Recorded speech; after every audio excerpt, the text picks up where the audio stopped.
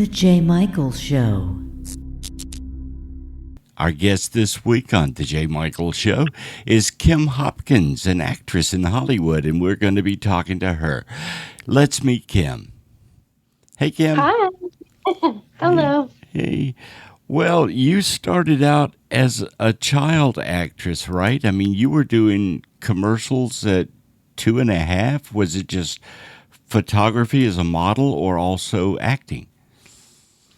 Well, I was discovered on the subway by a very famous photographer at 2.5. And I did the cover of McCall's magazine. That was like one of the first jobs I ever did. So I was plastered everywhere.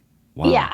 And it was a Christmas issue, and it was a really big issue. So it was a big deal. And it was like they had full page ads in the New York Times, and everywhere you went, there was this big red cover with me just hi on the cover. And so I think that is what got me into the commercials. And the first film I worked on was 40 Pounds of Trouble with Tony Curtis. But I got let go because I didn't want to cry. I was still am a really happy girl, and I couldn't cry. Wow. And so I got let go pretty early on. Yeah. Do you remember some of those photo sessions and films that you did at a very early age? Yeah, I do actually. I mean, there's some that I remember vividly. The photo shoot for McCall's. I don't remember the cover photo, but there's a photo inside. When they were doing my hair and makeup, they had a little bowl of mints that were kind of like Mentos. And I loved those things. So I was eating those, and then they ran out, and I grabbed a hairpin from the hairdresser, and I started running across where we were shooting. And I'll send you the picture. You can see I've got the hairpin in my hand, and I'm like running from them and looking. So I remember that very vividly. And I also did a commercial for Johnson & Johnson shampoo, the no tear shampoo, and it got in my eyes, and it was awful. I mean, it was real. I mean, yeah. So I remember that very vividly. Then you did cry. I didn't cry, but I was my eyes were puffy and watering, and they had to stop. And we had to, it was a whole thing. But nope, I didn't cry. I very rarely cried. Well, eventually you moved on and you did Oil of Olay commercials, correct? Yep. Tell me about that experience. Well, I was actually living in Mexico at the time, and my agent from LA called and said, "We're flying you back to LA. Oil of Olay photographer is flying in from New York, and you're doing the Oil of Olay." And I was like, oh my, that was such a big thing back then, especially to get an Oil of Olay ad. And it was in Cosmopolitan. It was in everything. We shot it at the beach, and I did scuba dive, which they didn't know, but we shot it with scuba gear on. And yeah, that was a pretty big deal. How old were you when you did that commercial? That it was a print ad and a commercial. I think 1980, so 23. Yep, 23. Okay. And then, of course, you moved on and you did the Cheech and Chong Next movie. Tell me about the experience of working with Cheech and Chong and anything interesting that happened on the set for that movie. I love Tommy Chong. Cheech is really wonderful too, but Tommy was probably one of the best directors I've ever worked with. He was very focused and serious, and was very good at articulating exactly what he wanted from you. They were a lot of fun. It was a fun set, and I met Jake Steinfeld, Bodies by Jake, on that set, and also Gary Austin, who I was learning improv from, who was the original Groundlings, and all of the original Groundlings. Rita Wilson was on that. Cassandra Peterson, who is Mistress of the Dark. So there's a lot of people on there that I was friendly with then. I'm not as close with now, but it was a really fun set. I came to the set. I had a much larger part than ended up in the movie, which happened quite a bit with me. I was supposed to be topless in this scene with Cheech. I have a few of the photos, I think, on my Facebook. but when I got to the set, they handed me like a little pair of bikini underwear, and I was like, no, I have a whole wardrobe. And they're like, no, today you're shooting this other scene. So there was a whole thing about that. My manager got a phone call at 6:30 in the morning, and my agent and the studios, and they went, yeah, you kind of signed a contract that said that you could do it. You have So we to do shot that. it. We shot it, and they didn't use it. I think the size of my breasts and next to Cheech's head was kind of like, not working on the big screen. So, yeah, but they were really fun to work with. And the wrap party was crazy, Oh, tell me about that. crazy. Oh, there was a lot of stuff going on. I don't want to talk out of school, but there was a lot of stuff going on. It was just a really fun party. There's a lot of smoke in the air, put it that way. Ah. Well, did you get to smoke a joint with Cheech and Chong? Oh, I didn't, you know what? I never smoked weed. I did other things. I definitely was, I liked some drugs, cocaine specifically, but I never smoked weed, and I never smoked a joint with them. Was this an addiction for you? No, oddly enough, I don't have a very addictive personality. I just liked it. I was modeling and traveling all over the world, and sometimes those hours were like excruciatingly long. So I would have it with me, but I never abused anything. I just did it for fun when I did it. So then you moved on and you did the Hollywood Nights. Tell me about that movie, your character in the movie, and any backstory of it that you might have. Okay, so that was actually the first film that I did. Cheech and Chong was after. Okay. Hollywood Nights, my modeling agent Judith Fontaine, said, you have an interview. And I thought it was a modeling interview in a bikini. And I thought it was weird because it was at a very famous theater on Melrose. And I went upstairs, and there was this guy sitting there, this man with a beard and funny hair. He said, can you act? And I said, yeah. Yeah, I can. He said, okay. So we did a scene, and I didn't know I had no idea what it was. And then I found out that I booked it, and it was in Variety. It said Kim Hopkins, Joyce Heiser, and I forgot who the other person was. We were all added to the cast. We were some of the original cast members for it. And it was a pretty good cast. Michelle Pfeiffer, Tony Danza, Gary Graham, Stuart Pankin. Just everybody was in that. Sandy Helberg. I'm still in touch with a lot of Moosey Dryer when he was just a little kid. And they were almost all night shoots, and it was a lot of fun being on that set, but it was a lot of work. And a lot of the girls got sick because of the timing of it. And but it was a really fun shoot. My character was Fran Drescher's best friend. And originally, I mean, the way it was shot, I actually had a song that I sang in it, You Don't Own Me, which was not in the movie. And I think if you take the time, which nobody does but me, I watched the whole film. In the beginning of it, I'm with Fran, we're by the pool, and you can tell we're best friends. And she starts dating this college guy, and she gives up her high school boyfriend. And by the end of the film, the college guy is my boyfriend, and she's back with Robert Wall, her high school boyfriend. I'm in so many scenes. You very rarely see me talk on screen, just because there were so many people added to the cast during the filming. So a lot of things. One girl who only had a song that she sang, acoustic guitar, was completely cut out. We had a few people quit because they didn't think it was a very professional set. It was a little tough on some people. Yeah, I mean, but okay. I was a little disappointed because I was talking to Floyd Mutrux, who was the director. Right. The whole time he's like, "Oh man, you look so great. You have to see this. It's so awesome. The editing." And I was like, "Okay, great." And I went to the theater to see it. And I was like, "Okay, there I am, there I am, there I am, there I am, there I am." But it just kind of. But in the credits, they put me as a pom pom girl, which. There were a couple of pom pom girls in one of the scenes in the auditorium. That wasn't me. So I don't know. It was, back then, the late 70s, early 80s, everything was just sort of different. Yeah. So, Different. but it was a good experience. At one point, you were doing skits on the Tonight Show. Tell me about that. Oh, yeah.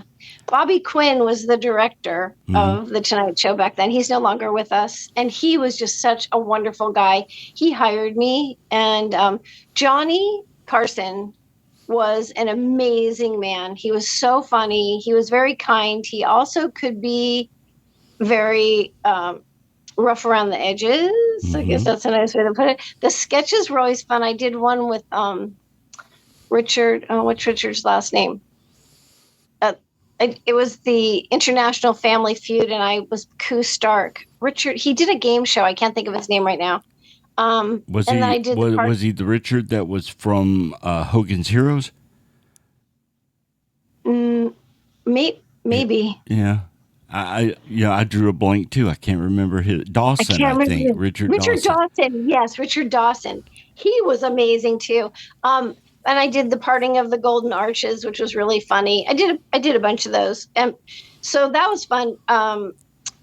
Oh my gosh, I can't think of his name right now. George Burns was backstage. He was going on, and I was standing backstage. He came up and pinched my rear end. Oh, goodness.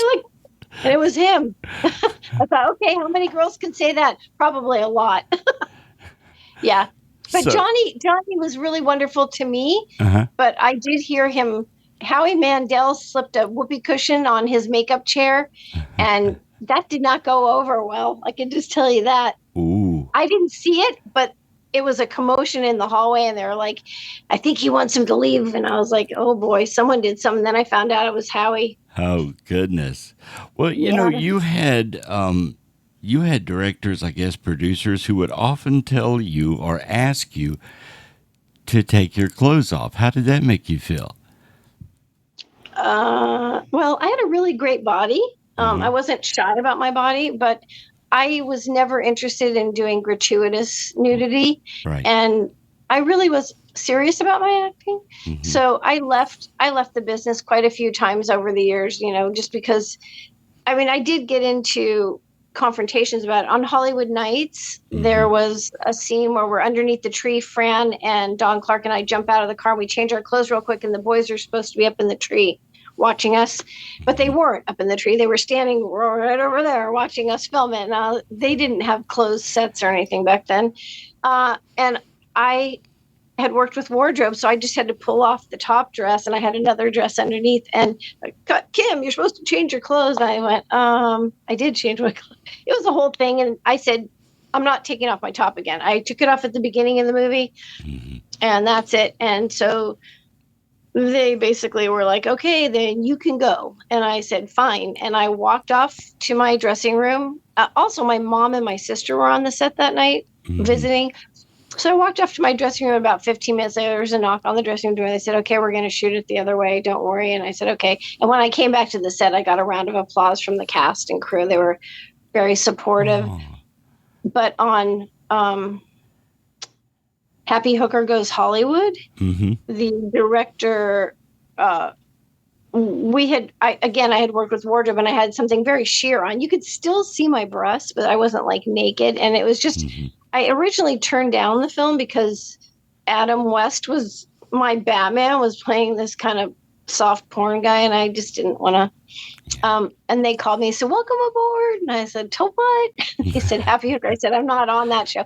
But I worked with the wardrobe, and they got this really cute outfit for me. It was sheer, and I sat on the teacher's lap, and I was teasing with a pencil, and the director, cut, you're supposed to take your top off. I said, nope.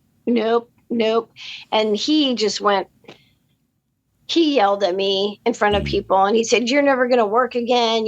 Bo Derek took off her top. And I was like, Bo Derek isn't an actress. And he said, Julie Andrews took off her top. And I said, yeah, and her husband was directing it, and she's a big star. And no. And finally, at the end, they shot it the way I wanted to. I never worked with that director again, which was fine with me. But yeah. So tell me about some of the films that you did after the Cheech and Chong next movie, up until, say, Hit Baby, which was 2023.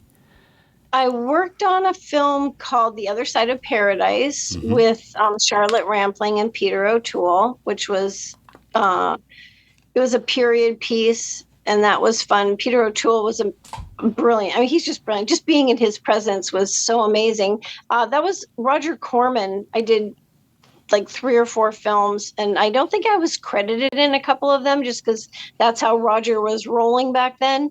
But I actually auditioned for Roger in his office. He had me dance. He had a record player, had a huge office, and he had a record player over the grate, put that record on, and he had me dance around. I was going to do I don't know the name of the film. I think it was Death Race 2000 with Carradine.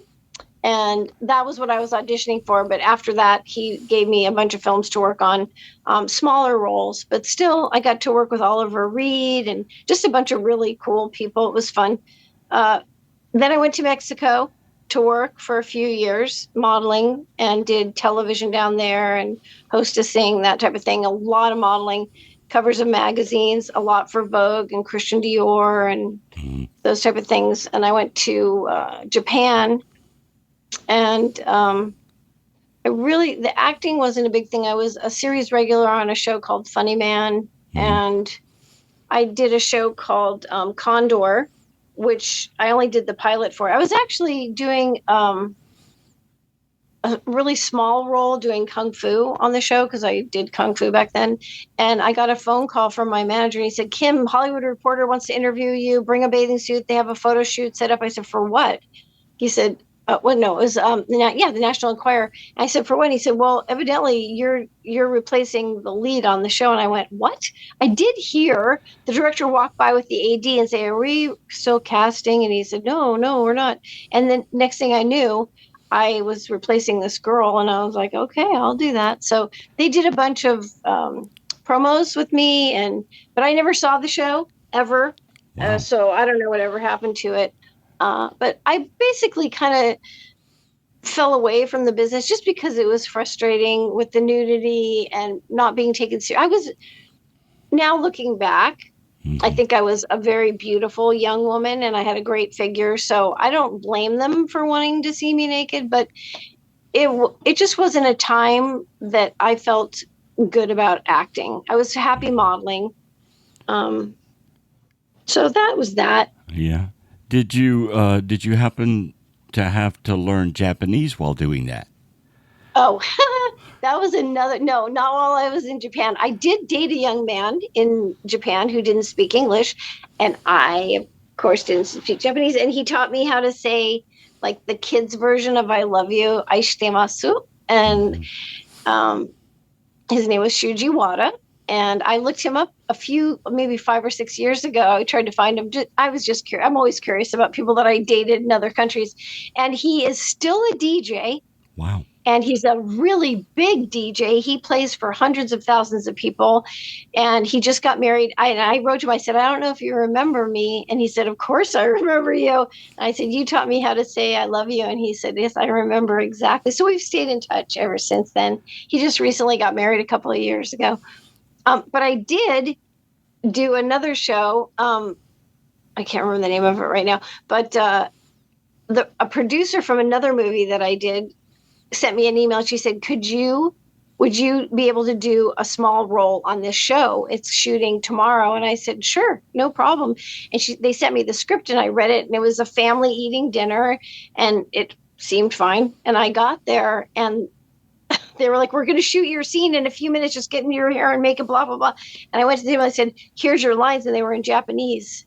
And I said, oh, I don't speak Japanese. And they said, oh, well, can you just learn those lines phonetically for this? And it was the 2 daughters, the husband, the boyfriend, and myself sitting at the dinner table, all talking to each other. And so I learned the lines and we did the scene and it came out great. One of the things that I said, which I remember, was "Ato de hanashimashou." That was the only thing I remember from that. But that was about 12 years ago. What did that mean? What did that mean? What you just said, what did it mean? I think it means be nice because he can't understand you. I think that's what it means. Or like, yeah, I don't know. But yeah. That was the only time. I did learn Spanish in Mexico to do the commercials. I didn't know it at first, and I was learning it phonetically. And I did a commercial for Saba Intima, which is a women's hygiene product. Mm-hmm. And it has this, it goes, Saba Intima por su acción más absorbente. And everywhere I went, people were like, it's that girl, that Saba Intima. I was like, oh my goodness. I guess wasn't not a savory thing to do in Mexico at the time, but I did it. So what brought you said you went away from acting for a while. What brought you back? Well, my son, I decided to go back to work because I thought, oh, I'm 40 and things are, going to be better and I won't get asked to be naked. And I ended up doing a play and my son was in the play and they did ask me to be naked. And so I was like, that. But my son, got a commercial agent, my commercial agent, and he did 15 commercials like in the first month. He was 9. And then he started auditioning for films and he started working a lot. So I thought, you know what, I'm just going to, again, I went back. I was like, he has a much longer career ahead of him. I didn't want him to do it, but he wanted to do it because of the money. Mm-hmm. And he was really talented. So I sort of took a back seat and I coached him the whole time. And then when I would go to set, like, Kim, where have you been? Here, I've been with him. And so then I started getting small parts on other things and eventually when he decided not to continue on, I decided to go back to work. And again, I left the business. And I don't know, it's in my blood. I started doing stand-up and got such a great response. And people said, you should have your own show. And then I just thought, okay, I'm just going to go into this with a whole different perspective. And I started coaching other actors. And then I started, an acting class on request from all these people I was coaching. And because of that, I was meeting other producers and directors and started getting asked to do things. And that's how I got back to where I am now. Do you prefer doing the stand-up comedy or doing films? Oh, they're so different. I love doing plays and I love doing stand-up because of the audience. You get that energy from them. Mm-hmm. Stand-up, I love stand-up. And my father, like I said, was a stand-up comedian. So we bonded over that.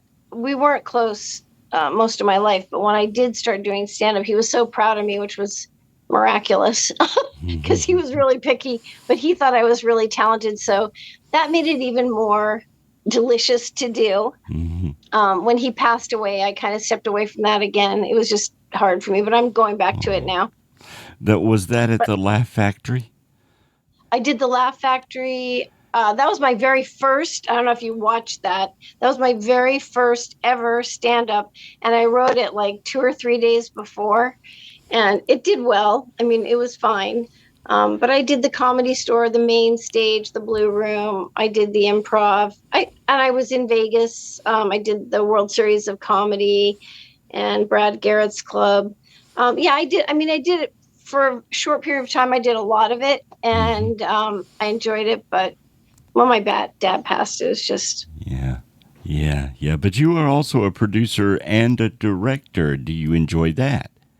I love directing. Mm-hmm. I am sort of a perfectionist, and how do I say that? I like everything done and done right. I don't like. I have a hard time if people don't follow instructions. I went to film school to learn how to be nice and explain to people what I wanted, so I didn't have to do all of the jobs. But I love producing. I love directing. And that's one of the things about my acting class that I really enjoy is that we do the shoot days once a month. And so I'll have 6 or 7 scenes that I get to direct the actors in. And I really do enjoy that. The Cannibals was, I directed that with Abigail Breslin. We both directed it together. And I directed an episode of Hit Baby, which I'll send to you so you can see that. I would love to see that. Yeah, I knew that you did it, but I knew that you did it, but I had not seen it. So send me that. They're little 3-minute episodes. It was done as like a pilot presentation type of thing, but I was asked by one of the actors that I had coached. He asked me to act in one of the episodes, and then he asked me to direct one of the episodes. So I did both, and that's how I met Abby. She directed me, and we became fast friends, and we've stayed friends ever since. But yeah, so I directed that, one of the episodes of that. I directed, my first film that I directed was Animals, which was starring Johnny Ray Diaz and myself. And that I put into film festivals, and I won like 40 awards for best director, best supporting actress, best acting duo. Johnny Ray Diaz is a absolutely exquisite actor. He is good at everything, and I was so lucky to find him. And I told him when I hired him, I said, I think you're gonna be a star. I think you're gonna work a lot. He's like, oh, thanks. And now, of course, he was on that show Primo. He was on Queen of the South. He works all the time. He's really good. So the two of us together are one acting duo, and then a couple of other shorts that I directed were like everything that I put into festivals. Every festival won, and then the Cannibals, we've won over 140 awards for the Cannibals. Yeah, so I think I'm good at directing and producing. I bet you are. So, okay, in 2023, you did Hit Baby. What have you been doing since then, and how did the pandemic and the writer's strike affect you? Oh boy. Well, the pandemic, I had just started working again. Like I was like, I think I was working the most I had ever worked, and then the pandemic hit. And I had just started my acting class a year before that, and I decided to offer a free acting class on Zoom for the duration of the pandemic. So I had people from Germany, everywhere, all over the world. I had 30 or 40 people every week. So that kept me on my toes, and I got to help a lot of people because it was free. And then when I started back after the pandemic with my class, a lot of the people who were taking it for free came in there in my class now.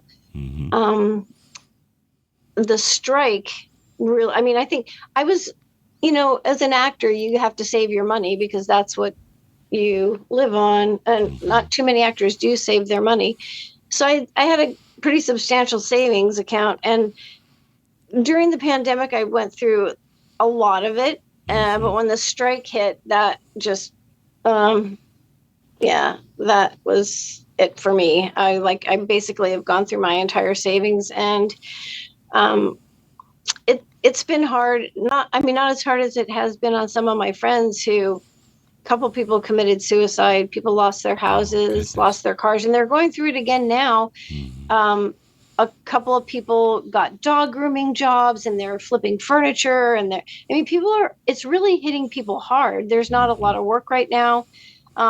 The crew, just everybody, it's just really sad what happened with the strike. It really devastated a lot of people financially, emotionally, mentally.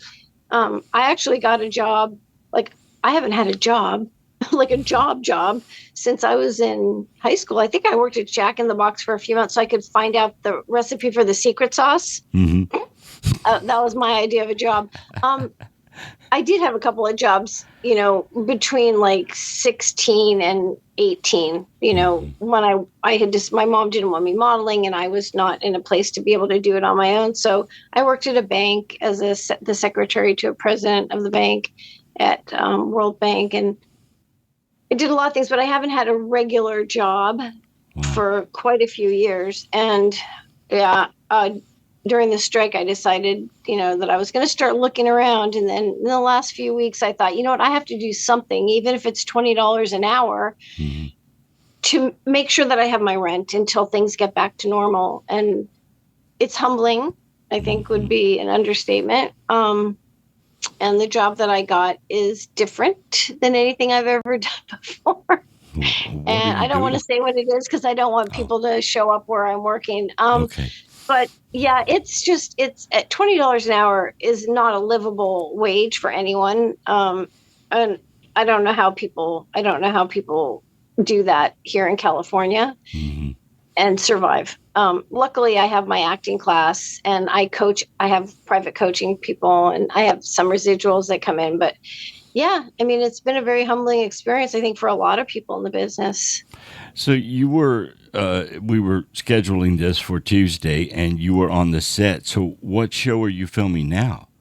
It's a feature film. I signed an NDA, so I can't talk about it right now. But as soon as I can, you will be the first one to know, I promise. But I went in today, and my foot was so swollen because I've been on my feet for 8 hours a day. So my foot was. Oh, I went to Italy for a few days. One of my students, actors, bought a small house in Calabria, Italy. And I've been there several times, and he asked me if I would go to support him while he went there and to drive because he doesn't drive. So we left on the 23rd and came back on the 27th, but my feet got really swollen on the plane over and they never went down. Like the whole time I was there, my feet looked like footballs, and they sort of just, my left knee and my left foot are really swollen, and I don't know why exactly. But today when I went to the set, I couldn't even stand hardly. So they sent me to the set doctor, and they said, you need to go to urgent care. And I called my doctor, and he said, Kim, this could be really serious. You could die. You need to go right now. And I was like, really? Because when I'm on a set or wherever I am, that's my priority. If I have made a commitment, then I'm there no matter what. And today, nope, I got to be on Messenger with you all day while I was traipsing around trying to get this. And when I went into the place, I had an urgent order for radiology, and the girl said, oh, yeah, we don't take walk-ins. And I went, urgent blood clot could kill me possibly. She said, well, the first opening we have is the 19th. And I went, okay, can you get your supervisor, please? Because I don't think you're hearing what I'm saying to you. But I don't think I have a blood clot. The girl who did it said, I'm not allowed to tell you, but I don't see anything. Right. So, and yeah, so I think I'm good. Well, got to figure that out. So probably going to be on the set tomorrow, and they're going to make me work really hard. Oh, you got to make up for today. Yeah. I think they're not going to be happy. A few years ago, I flew to Mexico, and flying there, my foot swole up, my leg swole up. And when I got there, it was like, just I couldn't wear shoes or anything.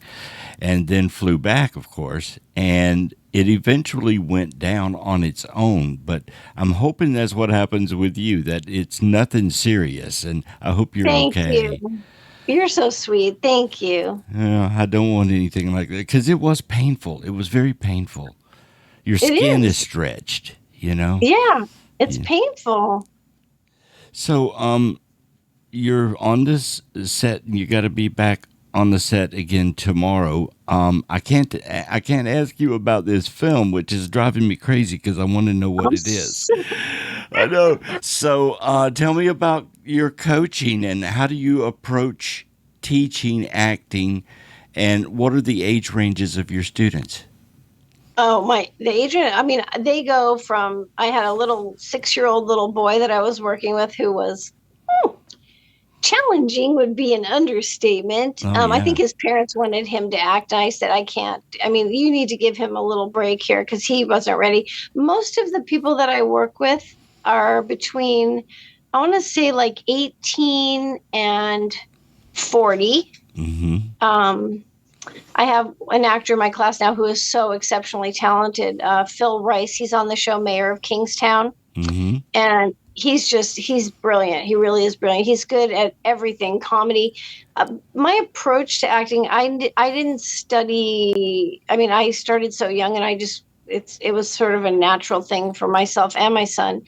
But I teach people the way that I act, which is to be in the moment and create a strong character background and really know your character inside and out, every little thing that you can possibly think of for your character, so that no matter what line you're saying, there are shows that you can watch like Breaking Bad, what their characters are going to do in any given situation because you know the character so well. The only way that happens is if the actor really has a solid breakdown of their character and background. So that's really what I try to teach people, is to one, memorize their lines, and then two, have a really strong character, not yourself. We want to see you.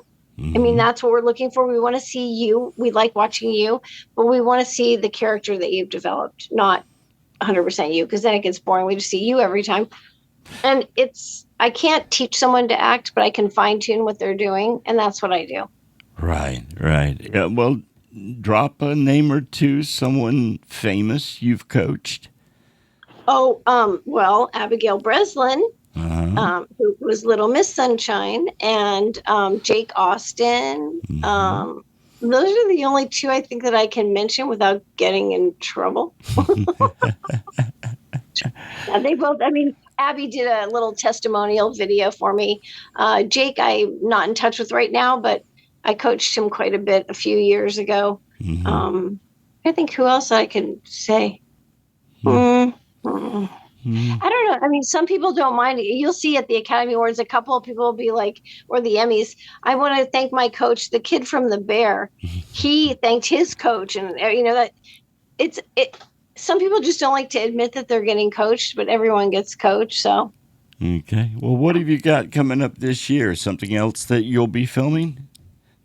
Well, I'm hopefully going to sell The Cannibals, and we'll be starting production on that. Our hands were tied a little bit because of the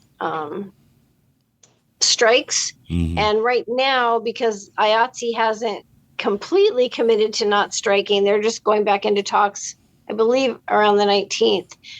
So the producers are holding off on starting production on a lot of shows. Right. So Netflix and Peacock are our real prime targets for the show. I think that's where our show will sit. It's a great show. It's a really fun, dark comedy.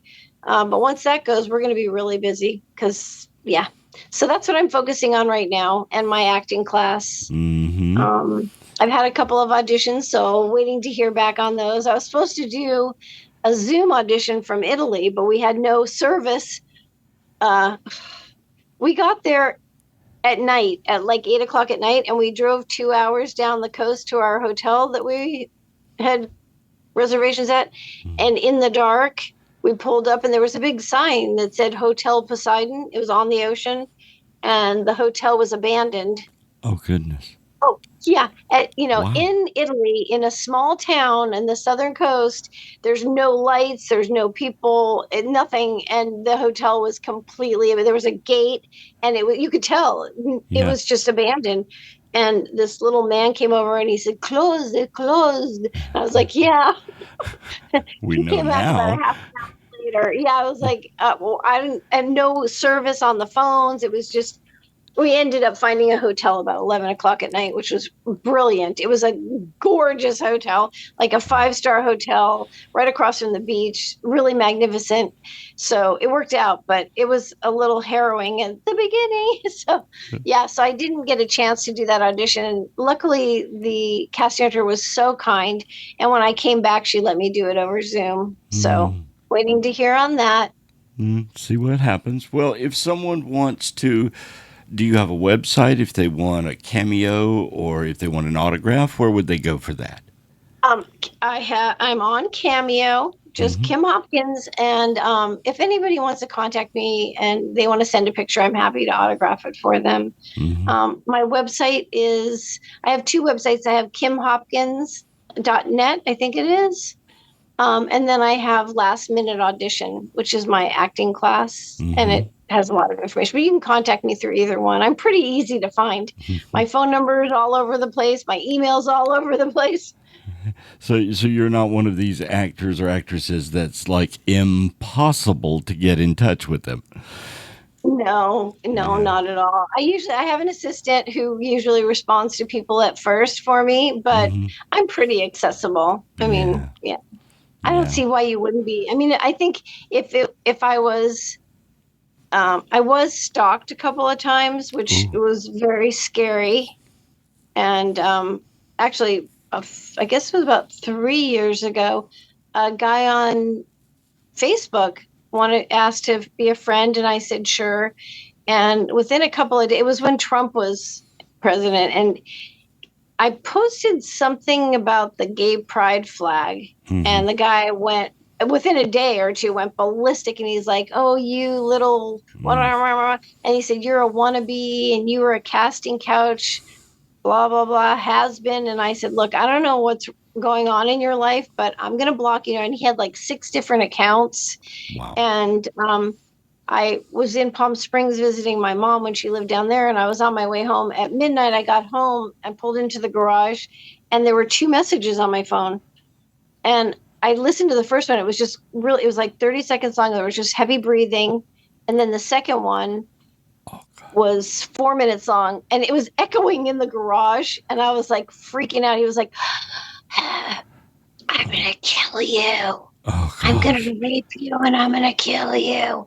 And I came upstairs and I called the police and I called the FBI and I told them what was happening. And they called me back the next day and they said, "Do you have a gun? Do you have a bodyguard?"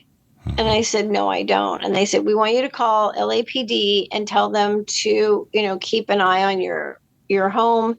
And I told them I teach an acting class. They said, "Do you have security there?" I said, "No." And they said, "You need to get security there." Evidently, I gave them the phone number that he had called from. And evidently, he was somebody who was pretty dangerous. He had quite a few restraining orders against him that he ignored. So, yeah, that was kind of scary. So I tried to be careful. But I don't think he was a fan. I think he was just some rando guy that, he just kind of picked you out of a crowd and said, I'm gonna do this to her. Yeah. Yeah. Wow. Really weird. Yeah, and I hate that happened to you, because I know that had to be tragic. It was unnerving, I think. I mean, I was constantly checking behind. I mean, I have a small, not so small, but I have a small 1-bedroom apartment, and it's in a gated, you have to buzz in to get in. And it's anybody in here would know if somebody was in my apartment, not me. But I was checking things. I had a baseball bat by my bed. I wouldn't get a gun. My son wanted me to get a gun, but I'm like, they'll shoot me with my own gun. I'm not. So I had a baseball bat, and I don't know what I thought. I was locking my bedroom door. It was scary for a while, looking over my shoulder all the time. Goodness. But I think they never got back to me. So I assume that, he just stayed where he was. He was from Boston. Well, and also it's possible that he was arrested. Yeah, that's true. That is possible. For something else. Yeah. Or the same thing with another person. Who knows? But I never had the opportunity to have to deal with him, and I'm happy for that and grateful. Well, Kim, I'm so grateful for this interview with you, and maybe we can do it again at some point. I wish you the best of luck on Cannibals this year too. And thank you. Yeah, and thank you so much for being on the show. I'm grateful for you having me. It was a pleasure, and I'm glad I finally got to talk to you in person and see your face moving. Yeah, it's been fun. Hang around. Okay. But that's it for the J. Michael Show. We'll see you next time.